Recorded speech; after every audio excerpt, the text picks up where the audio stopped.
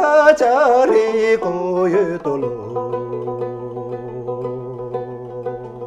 la shupe so chari chame koyu tolo la shupe so chari chame koyu tolo la shupe so chari chame koyu tolo.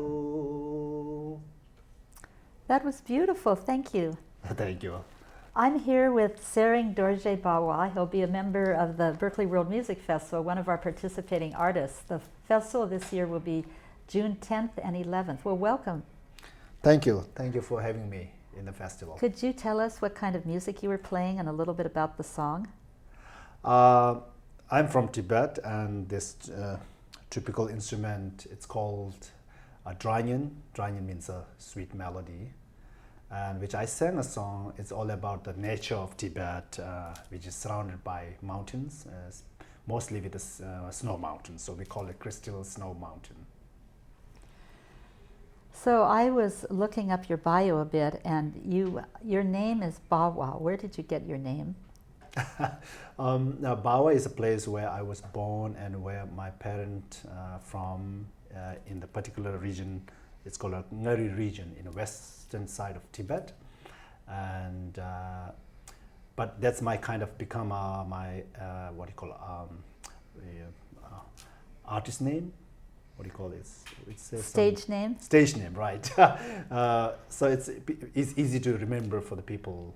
My official name is Tsering Dorjee, but Bawa is my kind of stage name. So I feel like your heart is always with Tibet, because whenever we say your name or you think Bawa, you remember those crystal mountains. Absolutely. Now, in trying to find out about Tibet, there's not much. They said it was a protectorate, and so I imagine maybe it was a small town, or it said that you were a nomadic family, so you must have a strong connection with the beautiful land of Tibet. Yes. So in general, in Tibet, we used to live as two different lifestyle. So one big number of people live as a nomadic life. So nomadic life means in Tibet is people who really traveling each season to different places with their animals, domestic animals like yak, which is Tibetan national animal. Looks like a buffalo here in the States. And then a lot of goat and sheep. So that's how we're living with the nomad people, always traveling because of the grass. Right, right. And when I was reading about the province, if you could pronounce the name Niger or Niger? Ngari. Ngari. It said that it was the land of the Buddhas, and I was thinking that all of Tibet is the land of the Buddhas. Is this a special place in Tibet? It's whole Tibet is special for many people, and I believe also. But Ngari have a long history in Tibet. Within the Tibet also, there's kingdoms and religions, and even the Pern religion has been there from the beginning of Tibet. So it's sort of a font of culture. Right. So when you were with your nomadic family, did you stay in the village Bawa during the winter time, or come in for supplies, or how did that township relate? Was it a time where you would sing songs like we just heard you play? Mostly in the summertime, the people have longer day, so that's how people try to kill their time on the mountain, especially like a young age when they have to go with after their animals on the mountain. Mostly there's only younger kids out there with the hearts. So that's how they're spending their time, killing their time, singing and playing some flute, little bamboo flute, which I remember my father used to have always a small bamboo flute in her pocket. So these are the things in the daily life people do. Yeah, I think it's so great, because in every culture, especially when we're closer to the earth and not in the urban society, all the children learn music. So you have songs that will stay with you your whole life that you heard in your encampments. Exactly. That's the biggest difference. Even in Tibet, it's very new music school to go. In old time, we have always music and the song are coming from your generation to generation, and it's through your family to family. The also. oral traditions Oral and the stories. mostly in orally, not in the written things.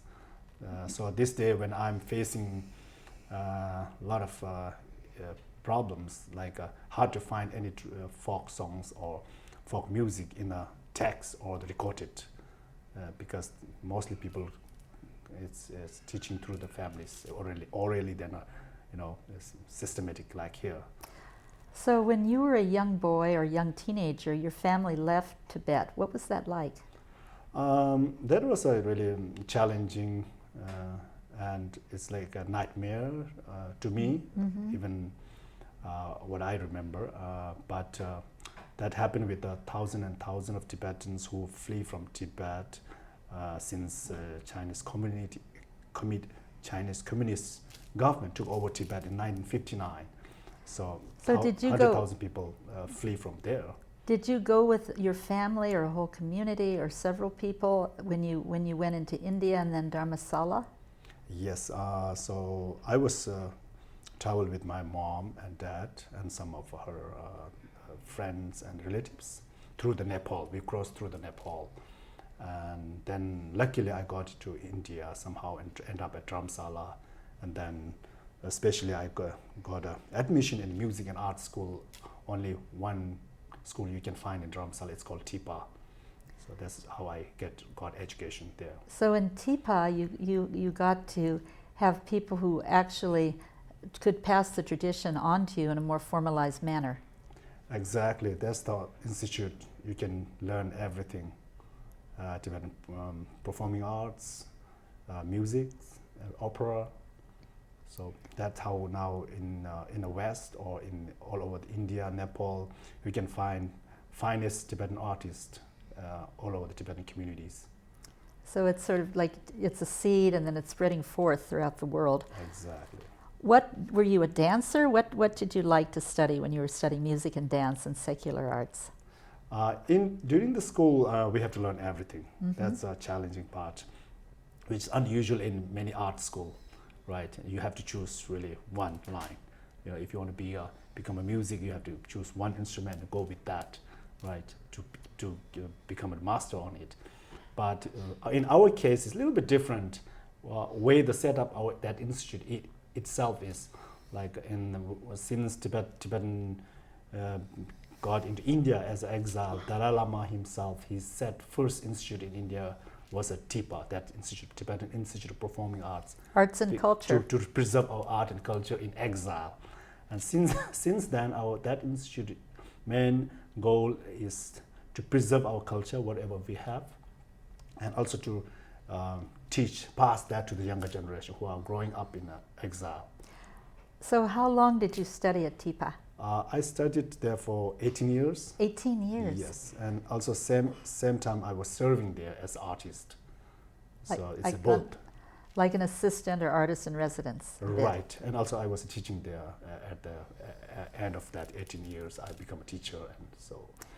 So I was reading your bio, and you have played all over the world, every continent and different regions, and so what made you leave Tibet and learn about the West or travel throughout the world? That was I got all this opportunity when I got to TIPA, and TIPA was most popular in the exile about the Tibetan arts. So everyone liked to invite that institute to the West, like especially in the West. In the Western country, there are a lot of festivals in the 90s. So almost I was attending every year in two or three different festivals in France, Germany, Italy, Spain, those countries. We are always touring a lot. So those really open up to me, to the world, other culture, to interact.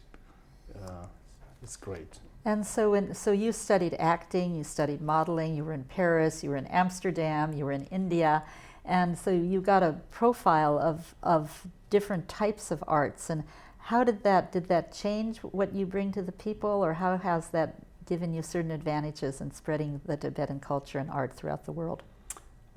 Yeah, that's a great opportunity for me to have my strongest background is Tibetan culture, performing arts, music, and history, which I have, which I train.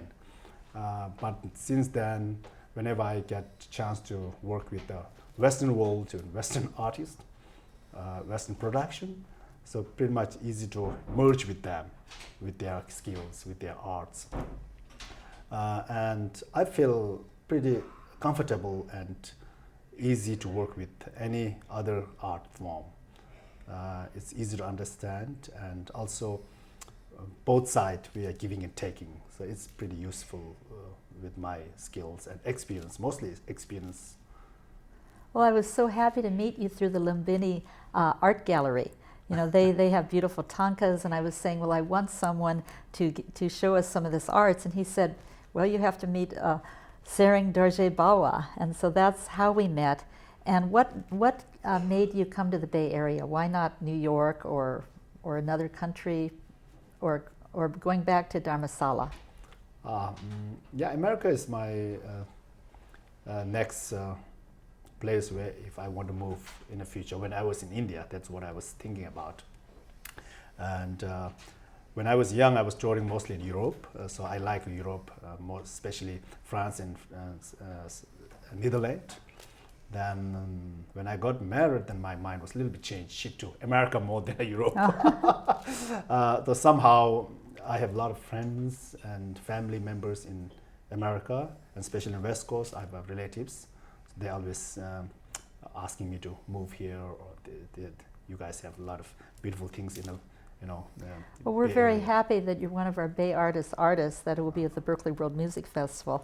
And I always think that the Berkeley World Music Festival is a crossroads of different cultures, and it's one of the most exciting places to be in the world, because we can find someone who has studied with the Tibetan masters and carrying on the tradition. And when you're here teaching, you're teaching new people Tibetans who have been born here. You're continuing the arts. Mm-hmm. Right. Yeah, I met a lot of good artists here in the Bay Area. I mean, great artists, and there's a lot of, even they are facing a lot of difficulties, but still they are surviving and they're keeping their things what they like. So for me also, it's feeling good that I'm a part of the world where those are still exist. So by having the Tibetan community here, and it's quite a thriving community also. I was just at the Himalayan Fair where I saw you again. We can learn a little bit about Tibetan culture, and that's one of the important things that the Dalai Lama wants to do for Tibetan culture, is to have scholars learn it and have people learn it and share your music. So would you play another song for us and tell us a little bit about it? Sure, definitely, yeah. So let's see, what should I play? Maybe I can play one song, song from California, but that song became so popular in Tibetan community in exile back in India and Nepal, especially in Tibetan community and schools.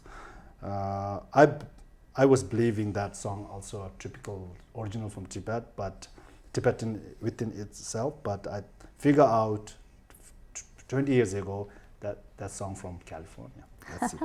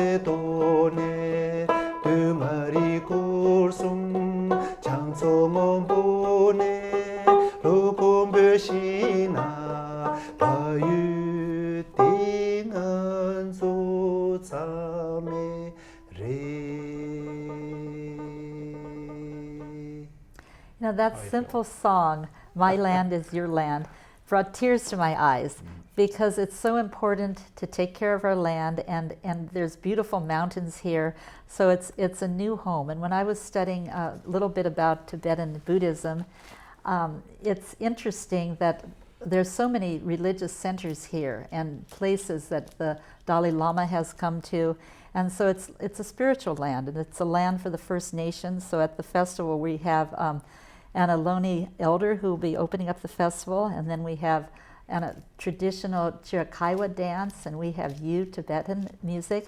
And I want people to know that Tsering will be playing at Mo's Books, and this is right after the People's Park concert ends at 6 p.m., so you'll have an opportunity to hear him. And you know, that's one of our cultural treasures. They have 4 floors of books, and they have an antique section, new books, and so it's one of our treasures, and so we're glad that you're going to be there. Please. I seen the library where I'm going to play in Telegraph. This looks beautiful, so don't miss it. He's going to be bringing some of his Tibetan tankas there to decorate the place. And also, you made a phone call, and a very special person is going to be playing with you. Could you tell us about that person? Oh yes, that's a big surprise for me also. Quite a treat. It's a treat and coincident, and maybe it's also karma. One of my brother, who is a really great musician, who lives in Australia, and he's very popular in Australia and New Zealand. Also now he's becoming popular in US. He's always playing once in a year in Carnegie Hall every year in March with Philip Glass. So he will be here on 10th? It'll be Sunday, June 11th. And what Tsering was saying is that his brother has played at Carnegie Hall. Right, exactly. And other places. Could you tell us a little bit about your brother's career path? Yeah, so he's my real brother, younger brother, 3 years younger than me, but he looks 3 years older than me. Oh. But he's really talented. He's a self-learned, and he's a unique artist. If you come and see, so you can find what is the difference between him and me. So his name is Tenzin Chogyal. If you want to go to his website, it's tenzinchogyal.com. And what is your website? Tsering.bawa.com. But I don't have really detail in the website, but you can see some YouTube clips on my website so far. So we're going to have your dangren that you are playing, and then your brother is going to play the flute also. Yeah, he do flute, drumyan, and vocal. He have a beautiful voice. So they'll be singing, and it'll be a duet. And this is the first time that the two brothers have played together in the North American continent, or all the Americas? All America. We're playing after 15 years. We're doing together.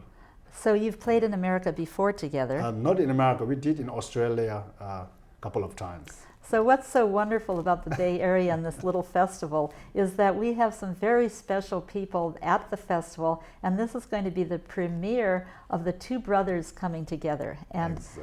And your brother has done so much to spread Tibetan culture in Australia, and you are doing the same here. And there's a film that you're going to be in, the lead. Can you tell us about that? That's the premiere is going to be happening. Yes, definitely. Again, you don't miss it because it's not happening in the same week. 11th, I'm doing a World Music Festival, which I'm so excited to do that. And then on the 14th June, we're doing our world premiere of my latest film called My Son Tenzin at Berkeley downtown. It's California Theater, so you can come and watch and enjoy with us. You can find a lot of Tibetan audience during that day.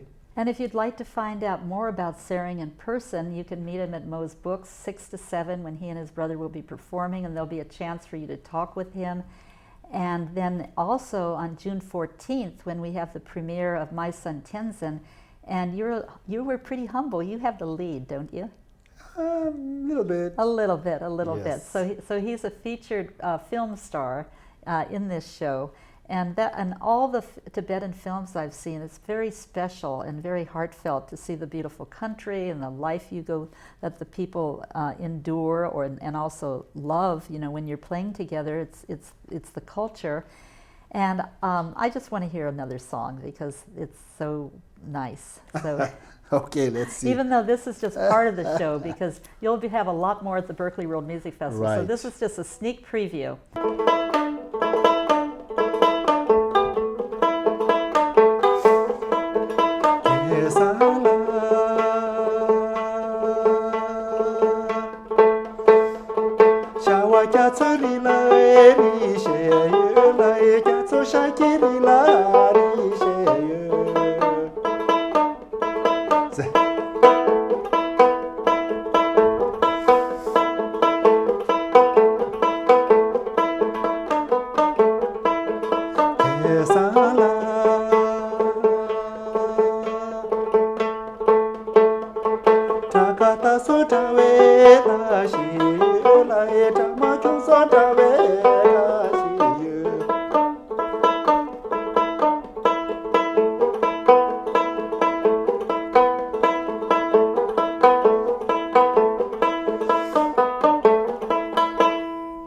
That's nice. You know, I always think that I'm listening to horses or movement, and to hear music from your land and to hear it here is quite an honor. Thank you.